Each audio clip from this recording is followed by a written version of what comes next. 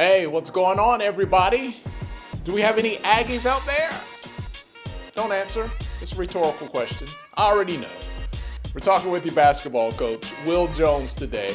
It's a conversation between he and Stephen J. Gaither. We're just going to give you a little taste, talking about the strong finish to last year and some big recruiting news in the offseason. Check it out. Well, I thought that we were where we needed to be going into the MEAC tournament. Always having tough competition with North Carolina Central right in our backyard.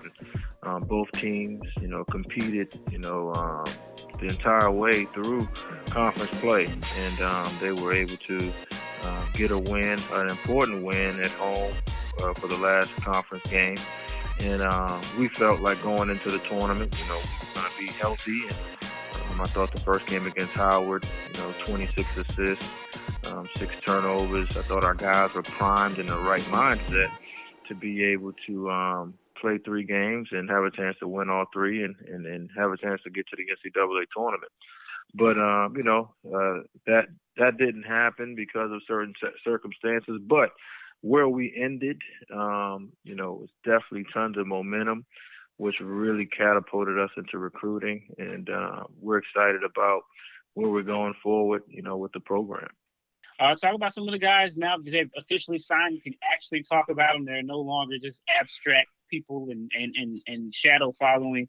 I know Blake Harris is a guy, North Carolina State, committed back prior to the start of the conference play. But just talk about getting a guy like him from North Carolina State and what he brings to your program. We talked about this a little bit when you were in Greensboro, just continuing to push the envelope and, having an opportunity to, take our, some recruits, some transfers or, guys that have played at a high level. And Blake is the highest rated prospect we've signed so far since we've been here. And so, he's a legitimate 4-star player and a number 99 player in the country. Started his career at Missouri where he was the starting point guard. And then transferred, a little bit closer to home for some personal reasons to NC State. But when that didn't work out, he wanted to look at some different avenues. And he had probably 20 plus universities that wanted his services. And that was from the high major to the mid-major plus level. And our staff just did a heck of a job of just, continuously touching the people around him and letting him know where his skills would be beneficial to our program and what opportunities he would have. And, he visited campus, and it was the first time that he had ever been on North Carolina A&T's campus, being a North Carolina kid. And him and his parents were blown away, and he was comfortable with the coaching staff and what he saw and what we were doing and some of the guys that we had on the team. And so he's looking forward to coming out and having an unbelievable year. He's going to be with us for 2 years, and him and Cam Langley in the backcourt together. I'm having very, very special dreams of positivity with those two guys in the program. The biggest story of the year earlier in the year was North Carolina Central, and then you guys offering Bronny James, and I know he's still playing, so you can't really talk about a guy like him. But also, I think Zaire Wade as well. A lot of people when you guys go after a player like that, some people might look at it as, there's no chance that this person's going to go there, or because of their name, they wouldn't consider an HBCU. But as a coach, I mean, you are looking at a guy who, some of the big time schools are looking at them. Is that what's your approach with a player like that? Some coaches say they just don't even waste their time. Other coaches say they'll throw their name in the hat. What's your philosophy on that? We wanted to really, really be aggressive in recruiting. So, Coach Dorsett, he went out to LA and watched Zaire Wade play and their team.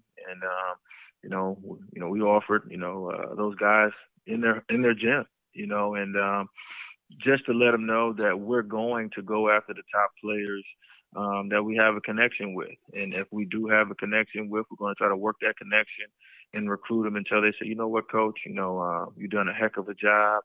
And it's hard for me to tell you, but, I'm going to go to Kentucky, or I'm going to go to Arizona. we're going to do our job until they tell us, we're going to go in another direction.